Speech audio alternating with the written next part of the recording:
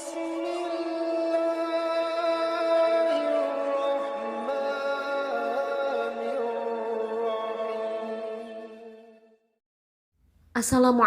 warahmatullahi wabarakatuh.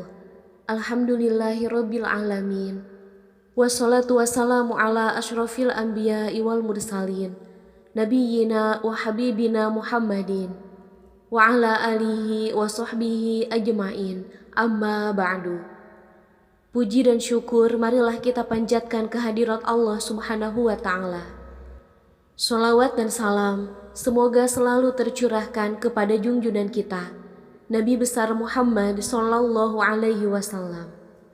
Allahumma sholli ala sayyidina Muhammad wa ala ali Muhammad. Sahabat Jazila rahimakumullah, sholat adalah satu dari 5 rukun Islam yang wajib kita dirikan 5 kali dalam sehari. Sholat juga merupakan tiang agama dan menjadi amal yang pertama kali dihisab di hari kiamat. Rasulullah Shallallahu Alaihi Wasallam bersabda, sesungguhnya pertama kali yang akan dilihat atau dihisab dari amal seorang hamba pada hari kiamat adalah ibadah sholat. Bila ibadah sholatnya sempurna, maka diterimalah sholat dan seluruh amalnya. Apabila ditemukan sholatnya kurang atau tidak baik, maka ditolaklah sholatnya dan seluruh amalnya. Hadis riwayat Tabrani. Allah Subhanahu wa taala berfirman, sesungguhnya sholat itu mencegah dari perbuatan keji dan mungkar. Dan ketahuilah, mengingat Allah atau sholat itu lebih besar keutamaannya dari ibadah yang lain.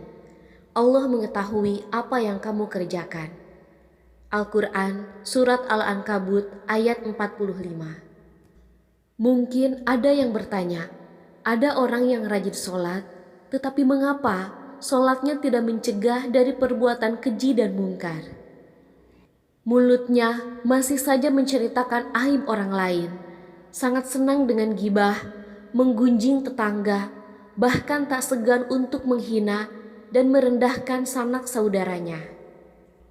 Orang ini berarti tidak merasakan manfaat sholat dalam kehidupannya. Dia tidak merasakan kenikmatan dari sholat yang dilakukannya. Maka besar kemungkinan sholatnya belum diterima oleh Allah Subhanahu wa ta'ala. Bahkan ada yang celaka dengan sholatnya. Seperti yang terdapat dalam firman Allah, maka celakalah bagi orang-orang sholat, yaitu orang yang lalai dalam sholatnya. Al-Quran Surat Al-Ma'un ayat 4 dan 5.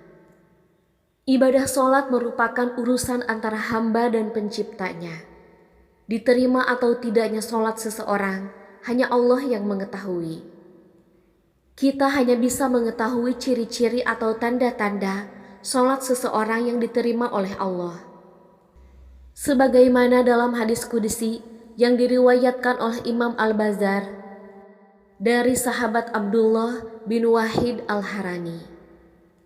Sesungguhnya aku, Allah, hanya menerima sholat seseorang yang bersifat tawadu karena keagunganku, dan tidak mencela makhlukku, dan tidak membiasakan maksiat dan durhaka kepadaku, dan menghabiskan waktu siangnya untuk berzikir kepadaku, dan mengasihi orang-orang miskin dan ibnu sabil, dan kepada janda miskin, dan mengasihi pada orang-orang yang terkena musibah. Dari hadis tersebut, kita bisa menyimpulkan bahwa ada 6 tanda orang diterima sholatnya. Yang pertama adalah orang yang tawadu. Sifat tawadu dalam sholat adalah sifat merendahkan diri, merendahkan hati, bahwasanya kita hanyalah seorang hamba yang sangat lemah. Mungkin di kehidupan dunia kita adalah orang yang terhormat, tapi di hadapan Allah kita hanyalah seorang hamba yang sangat kecil. Para ulama mengatakan, jika kita sudah berdiri di atas sajadah, sudah mengangkat tangan untuk takbir, ketahuilah, kita sudah meninggalkan dunia ini, sudah menghadap Allah Subhanahu wa ta'ala. 2. Tidak sombong. Tawaduknya dalam sholat akan melahirkan sifat rendah hati, terutama di dalam pergaulannya dengan sesama manusia.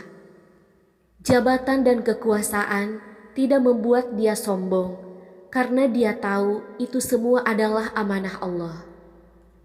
Kekayaan tidak untuk memperbudak orang lain, karena dia yakin harta hanyalah titipan Allah. Pengetahuan tidak membuat dia tinggi diri, karena dia tahu pengetahuannya tidak seberapa dibandingkan ilmu Allah yang maha luas. Orang yang diterima sholatnya akan merasa dirinya tidak lebih tinggi dari orang lain. Rasulullah Shallallahu Alaihi Wasallam bersabda, tidak akan masuk surga orang yang dalam hatinya ada perasaan sombong, walaupun hanya sebesar debu. Hadis riwayat Muslim. 3. Tidak mengulang maksiat. Di dalam hidup, kita semua pasti pernah melakukan dosa atau maksiat. Entah semua itu kita sadari ataupun tidak, entah itu besar atau kecil. Mungkin kita pernah berbohong, mungkin kita pernah menggunjing tetangga atau menyakitinya. Atau mungkin kita pernah memanfaatkan jabatan untuk memperkaya diri. Barang siapa sholatnya tidak menyebabkan dia menjauhi kekejian dan kemungkaran, maka sholatnya akan menambah dia jauh dari Allah Subhanahu wa Ta'ala. Dan orang yang diterima sholatnya tidak akan mengulangi maksiatnya dan selalu bertaubat kepada Allah Subhanahu wa Ta'ala. 4. Mampu mengendalikan nafsu. Jika kita selalu mengedepankan keinginan daripada kebutuhan, di saat itulah hawa nafsu tidak bisa dikendalikan. Orang yang sholatnya diterima akan selalu mengedepankan kebutuhannya dan kemaslahatan orang banyak dibandingkan menuruti keinginannya sendiri. 5. Orang yang gemar berzikir. Orang yang diterima sholatnya akan cenderung rindu untuk menghadap lagi kepada Allah. Dia selalu menunggu waktu sholat selanjutnya dengan hati yang gembira karena kerinduannya, sehingga dia akan cenderung berzikir mengingat Sang Pencipta Allah Subhanahu wa Ta'ala. Dia akan merasa lebih tenang ketika berzikir. Allah Subhanahu wa Ta'ala berfirman, yaitu orang-orang yang beriman dan hati mereka menjadi tentram dengan mengingat Allah. Hanya mengingat Allah, hati menjadi tentram. Al-Quran, Surat Ar-Ra'du ayat 28. 6. Membantu orang yang susah. Sikap saat sholat yang selalu melihat ke bawah akan tercermin dalam kehidupan orang yang sholatnya diterima. Bukan hanya saat di atas, dia melihat ke bawah. Bahkan saat di bawah ataupun susah, dia selalu melihat ke bawah. Sehingga secara tidak langsung, dia akan memiliki sifat sosial yang sangat tinggi. Dia akan cenderung membantu orang yang lebih susah dari dirinya, sehingga dia akan dekat dengan sesama manusia. Rasulullah Shallallahu Alaihi Wasallam bersabda, orang yang dermawan dekat dengan Allah, dekat dengan manusia, dan dekat dengan surga. Sedangkan orang yang bakhil atau pelit jauh dari Allah, jauh dari manusia, dan jauh dari surga. Salat yang diterima Allah tidak hanya berdampak pada dirinya sendiri, bahkan sekelilingnya pun akan terdampak dari pancaran keberkahan yang diberikan Allah kepadanya. Wallahu a'lam bishawab. Wassalamualaikum warahmatullahi wabarakatuh.